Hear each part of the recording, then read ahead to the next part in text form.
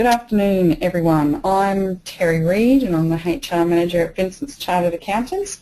I'm joined by Rena Watson, who's our HR Coordinator and my co-host for this session this afternoon, and we're presenting to you HR's Guide to a Happy New Year. Thanks, Terri. So today, to get started today, we will keep with the season and share with you items that need to be considered across Christmas and into the new year, specifically in regards to human resources and its associated responsibilities and functions. So in the interest of saving time and acknowledging that most of us are time poor, we will aim to present this session in around 30 minutes. At the end of our presentation, we'll provide you with our contact details so you can ask any further questions. So in today's session, we're going to have a look at employees and holiday stress, annual leave, public holidays and business shutdowns.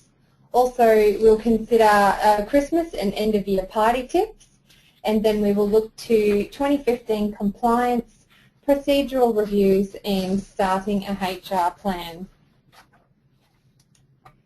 So our first topic is covering off on employees and their holiday stress.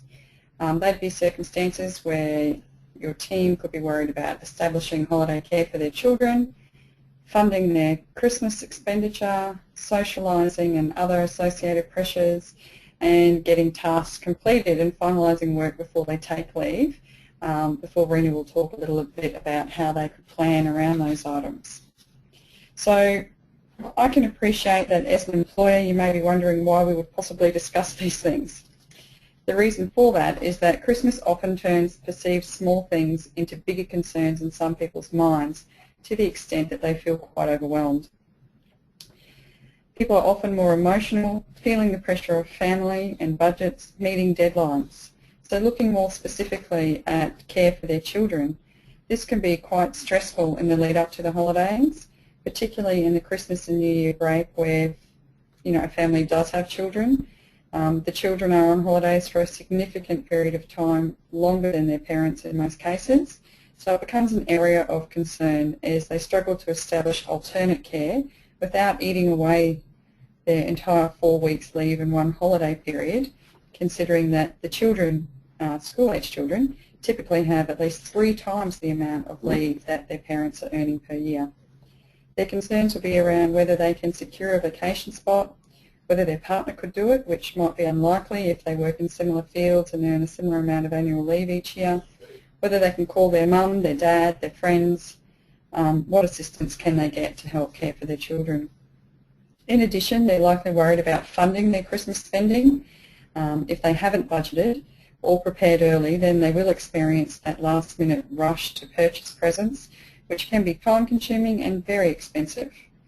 Added to that, they're catching up with their social circles to fit everyone in what's probably about a 3-week period before Christmas. And all of these things sound simple when we talk about it, but it does and can add another layer of personal stress at home that impacts on their relationships, their friendships, their family and their work. So people may have other personal stresses at this time of year as well, reminders of people that perhaps are no longer with them and other related personal upsets. Through these concerns, their focus on work may have dropped, and as they prepare to leave for holidays in just a few weeks' time, they'll realise that deadlines have been brought forward in the workplace to meet the end-of-year expectations, that clients want their work finalised, and that they've got colleagues in short supply to back them up as they've already departed early for leave. You may see them coming to work filled with anxiety, presenting as frazzled, disorganised and stressed employee. You might find them disengaged and grumpy, not meeting their productivity targets, missing deadlines and generally being out of character. So their worries, which might seem insignificant to you or even to me, are building within themselves to something that is much bigger in their mind and starting to impact on their overall performance in the workplace. Objectively, unless it's a more serious matter where counselling may be required for the team member through a particularly tough time, we know in many cases people just haven't executed a forward plan and their self-talk, what they're saying in their minds, has them on the wrong pathway, one that's leading to a high level of stress. So as we know, Stress can manifest itself in many ways, not only in performance but also in someone's health. They can become sick and even acquire musculoskeletal injuries such as neck or back pain, get headaches and just generally appear out of sorts. It does take only a minute to ask if someone is okay, and sometimes that is enough to help them refocus. Another way to help them would be to consider if you can offer them flexible hours during the peak Christmas season so they still have daylight left to attend to personal tasks, or it could be possible to introduce a shop day where staff can have one day off, possibly in lieu, to attend to such tasks. However, a more practical way and a lifelong tool is to use this period as an opportunity to remind your staff of sound time management and planning skills. So to manage time effectively, it is critical that they keep a schedule of what they need to achieve, whether that be in the workplace or at home. Most portable devices such as mobile phones and tablets have calendar applications in them, and for those in your team who are a bit tech savvy, they can integrate these with their work calendars and personal calendars. There is also nothing wrong with keeping a handwritten calendar or diary with them. The key to using any form of scheduler is to actually remember to use it. Personally, I find it useful to keep everything electronic, then I write a to-do list for the day. With so much going on at this time of year, it is important to remind your team that it is an effective use of their time to spend the first 15 minutes of the day getting organised. This means checking their calendars, lists and email for urgent tasks, making sure that they prioritise the urgent items. If someone is asking you or your team to do work for them, remember to get a due date deadline so that the team knows what they are working towards. Advise your team to chunk their time in their day to work on different jobs and work on a job until it is complete, and this will save double handling. There really is no such thing as multitasking. Usually it is just doing many things at once and most likely inefficiently. It might be okay in your workplace to log out of email for a period of time to get things done. It is also important that they manage and shut down other distractions such as Facebook and mobile phones. If someone wants you or someone in your team bad enough, they'll keep calling, but most queries can usually wait until you or your team have the time to respond. So delegation is another key aspect of time management, and one aspect that most of us don't do very well. So you need to ask, is there someone else better suited to a job or to reduce individual workload? It is critical to encourage people in your team to do the same thing. This applies both at work and at home. We often get so caught up trying to manage everything and please everyone that we forget to ask for help. Most people are happy to assist when asked, so make sure you encourage your team to use their professional and personal networks to manage their time more efficiently. Now we'll move through to the section in relation to public holidays, business shutdowns and annual leave. So we're going to be talking about the public holidays through December and January, that a shutdown is permissible in some situations. We'll look at leave with pay versus leave without pay, and also at annual leave, cash it out, and whether staff can swap it for a sick day if they're sick over their break. So clearly the 4 public holidays are Christmas Day, Boxing Day and New Year's Day, and the 4th one that I've thrown in is Australia Day, which is celebrated on the 26th, which is a Sunday, so lucky for us we get a public holiday on the 27th. So firstly, if your business or client's business trades on a public holiday, remember that for award employees, penalty rates may apply and their applicable industrial instrument or award must be followed. Secondly, for some businesses you may prefer to shut down over the Christmas New Year period. That's when the business is closed for that entire time. So in Vincent's case, we will close on the 20th of December and reopen on the 5th of January. The shutdown not only means ensuring that clients are notified of your closure and possibly an emergency contact point if that's applicable, but also that you need to consider the effect that has on your employees. During this time, legislation permits that with reasonable notice, and so long as it's not in contradiction of the industrial instrument or the award, if applicable, that an employer can direct their staff to take annual leave at that time of a shutdown. It is one of the few examples that it is typically acceptable under legislation to direct staff to take annual leave. Shutting down may be undesirable for new employees and for those who've used all their annual leave entitlements. In those cases, it would typically become a leave without pay scenario for those employees. However, the business may choose to offer them negative leave, and if that is the case, then it is the employee's right to choose which way they'd like to go. Negative leave may be beneficial to the employee, but does carry a risk for both parties. For the employee, it should be explained to them that they may not be able to take annual leave again until their accrual is in a positive state. That is, they'll need to return to work in the new year and forgo any holidays until their annual leave accrual is once again in the positives. And for the business, the risk is that the employee may not return to work, and those funds may then become unrecoverable to you and lost. The total opposite of these scenarios is that an employee may have an abundance of annual leave and decide that they'd like to cash it out to further enjoy the festive season and New Year.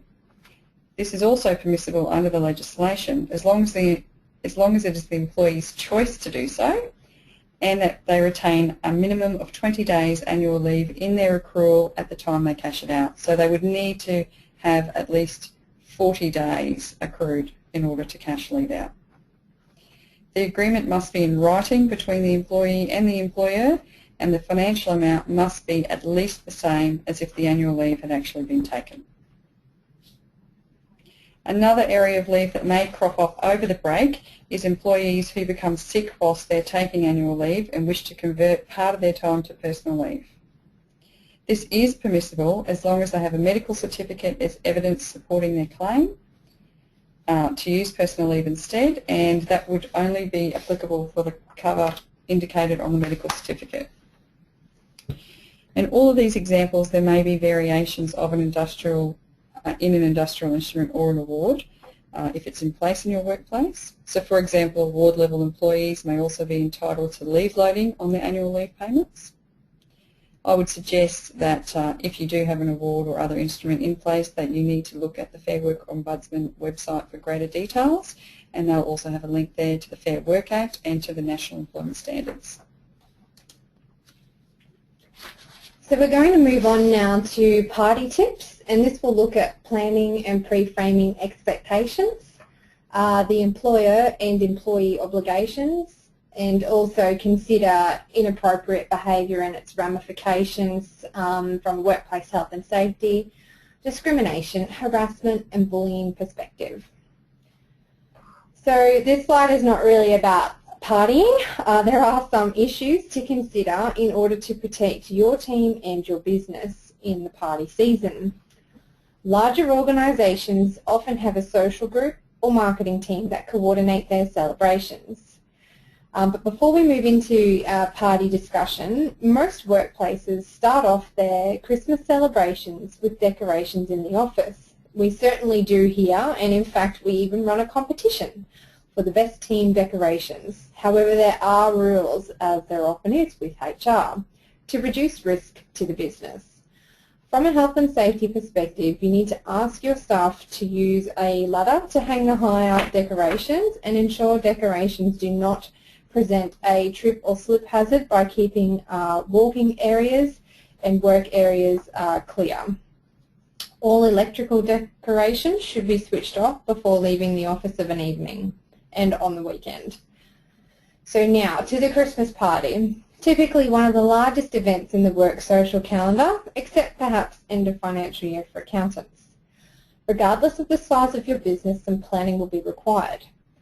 Key things to consider in addition to the generic start and end time, date, venue and food and beverage selection. You need to remind the venue that you expect responsible service of alcohol, and this is also the law. So it's wise to limit the alcoholic beverages and ensure that the venue provides plenty of free water. We also need to consider that the venue is inclusive for your team and be suitable for everyone in your office. So that takes into consideration anyone who may be under the age of 18 and for those who are mobility impaired. So it's also key to remember to invite staff who are out of the office on maternity or paternity leave. And you must also include agency workers, people on fixed-term contracts, temp staff and part-time staff. Although it might not be a compulsory event for them, they can choose whether or not they would like to attend. So the next thing to consider is nominating someone to be captain sensible at the event. And this is the person who stays sober and monitors the event to ensure that the party doesn't get out of control. There is an enforced end at the scheduled end time. Everyone leaves safely with an appropriate ride home. So reminders should go out to your team prior to the event, and this would include information on invited guests only, so reminding staff not to promote the party on social media, making sure that they have planned their transport to and from the event, reminding them to be respectful of the venue, its guests and other colleagues. And in terms of behaviour, it's critical for them to remember that if you wouldn't do it or say it at work, then it is still not appropriate at the party. And that their behaviour may be caught on cameras or video, which may seem funny on the night, but in the light of day may be embarrassing to themselves or others, or in turn may form evidence of inappropriate behaviour. So this means it's important that you circulate your relevant employee policy and procedures in relation to expected behaviour prior to the event. So while it is more often than not a great celebration of Christmas or the end of year, we let our hair down and indulge in great food, drinks and camaraderie. It can all go too far and behaviour can turn into the drunken disorderly variety. I'm sure most of us can identify with this form of behaviour. Not necessarily you or me, but although it might be a hazy memory, it could be something we've observed, we could shy away from, turn our back to, or maybe the more direct version and watch every move of the intoxicated person and or their victim. As an employer, you must be aware that this is a time where inhibitions are gone and there is a chance that discriminating, harassing or bullying behaviour may occur. As the party venue and the party itself is an extension of your workplace, you are vicariously liable for your employees' actions, so that is a risk to keep in mind. It is up to you, the employer, to show that you've provided adequate training to employees about appropriate behaviour standards. And I advise that when inappropriate incidents are observed or reported, that the captain sensible of the event needs to intervene and ensure that the perpetrator is exited safely from the party and the behaviour addressed on return to the workplace. Your action should then follow your applicable procedures in terms of any investigation or disciplinary action that is required.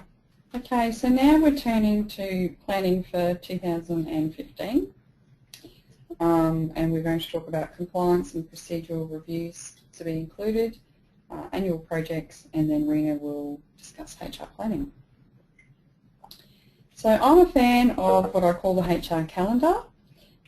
It does form part of the HR plan as well, but it helps you to visualise what's required across the year and to schedule work and projects that you do need to achieve. So whether you use your diary or a spreadsheet, I just feel it's an invaluable tool. I prefer a yearly calendar so I can see at a glance where our team has capacity to take on new projects, to review procedures, or to generally tidy up our outstanding work. It also means that you don't miss key compliance reviews or due dates for annual tasks, either those within your business and its own timeframes or those that are legislated for. So I would plot key business dates that HR needs to operate around, such as reporting periods. This is important. So any item involving staff that HR is scheduling, we're aware where they're up to in terms of their duties and responsibilities, and what we're doing doesn't clash with their priorities. I'd also plot on the social events, similar to what Rena was just talking about, so that again they're allocated, they take time to organise and set up, and HR often has involvement in that. So I would plot those up on the calendar too as a period of time that we're potentially not going to slot in any big jobs. I would then proceed with scheduling a review of HR policy and procedure documentation, which would include ensuring any changes are promoted to the staff and that they return an acknowledgement of any new process. To lock in a review and audit of our workplace health and safety and associated record keeping in relation to safety or health incidents, ensuring they've all been recorded accurately and in a timely manner. I'd schedule participation in fire evacuation, which we do have an obligation to our staff to conduct every year. In our case, they exit the building, sometimes from 34 floors, which can be a bit draining for them, but make sure those processes and procedures are also noted. There's a reporting obligation for workplace gender equality. That particularly applies to non-public employers with over 100 employees, and it's due around May of each year. I'd schedule time for training of staff in relation to discrimination, harassment and bullying, and also their specific job-related training, both technical and soft skills. You'd be blocking out time to roll out your performance review process and a suitable analysis period, and you'd also be flagging the major recruitment and selection events for larger organisations. In our case, that's like graduate recruitment and vacation recruitment, and allocating times to implement new software and develop associated guidelines. So in my view, there's some of the key tasks that I would plot on a calendar. And then to the HR plan. Well, Rena's been working on a series of articles to go in our upcoming VinLink newsletters, and she's quite happy to share some of that information with you now. Thanks, Terri. So for the benefit of those of us who are time poor, I'm actually going to cover off on the content of the article we've written for VinLink, but it'll also be included in the VinLink newsletter, and then we'll proceed to produce a series of VinLink newsletters after that, which will elaborate on this topic. So we often hear our senior managers and executives talk about strategic planning. So how does HR contribute to strategic planning, and what does it look like? Well, the purpose of a HR strategic plan is to ensure that HR activities are aligned with the organisation's strategic objectives and mission statement. So, in addition, it guides human resource management and decision-making processes. This ensures the HR team is focused on achieving outcomes that meet the business objectives. So, when planning, you should be considering your people's capabilities and projected growth of the business. It involves identifying gaps so that the recruitment of new employees can fulfill the goals and strategic plan of the business. So the key questions that you need to consider before developing your plan include: where are we going? What resources, such as people or skills, do we need to get there? And what strategies does HR need to complement and meet the business goals? Once these are established, you can move on to developing, implementing and reviewing the actual plan. At the development stage, it would include a gap analysis of what you presently have versus what you need, and consideration of how to address the gap. So would we be looking at recruitment, upskilling, restructuring, for example? HR and business owners must consider and work within the organisation's budget to guarantee these activities have adequate financial support for the future. Another consideration is the currency of the organisation's policies and procedures to ensure they support future objectives. Once a plan has been analysed, documented and agreed to, HR can then work with you to develop key metrics and appropriate reporting cycles that are aligned to the overall business strategy. And when implementing the plan, it is important to communicate and consult with key stakeholders and ensure any HR activities are conducted in accordance with legislative requirements. It's also critical to consider the organisational needs over the long term and continually evaluate and assess the milestones of the strategic plan throughout the time frame to ensure objectives are actually being met. Typical plans can cover anywhere from 12 months to 5 years. So HR and business managers must always be prepared to reconsider options as new opportunities and threats arise. So as I mentioned before, this topic will continue to be explored in the 2015 newsletters, and in the meantime you can contact myself or Terri should you have any further queries about this area. So this is the conclusion of our session today. So if you do have any queries, we're happy to take them, or alternately we'll pop up our email address in the next slide. So our discussion today has focused on monitoring your team in the coming weeks to look for any stress triggers or signs and check in with them, to be aware of annual leave entitlements, generally over Christmas, but also should you choose to go through a shutdown process. Also be cautious of the associated remuneration with annual leave, checking in with the award if it's applicable, and then deciding how you'll handle the office closure. Enjoy your end of year festivities, keeping in mind safety and fair play for everyone.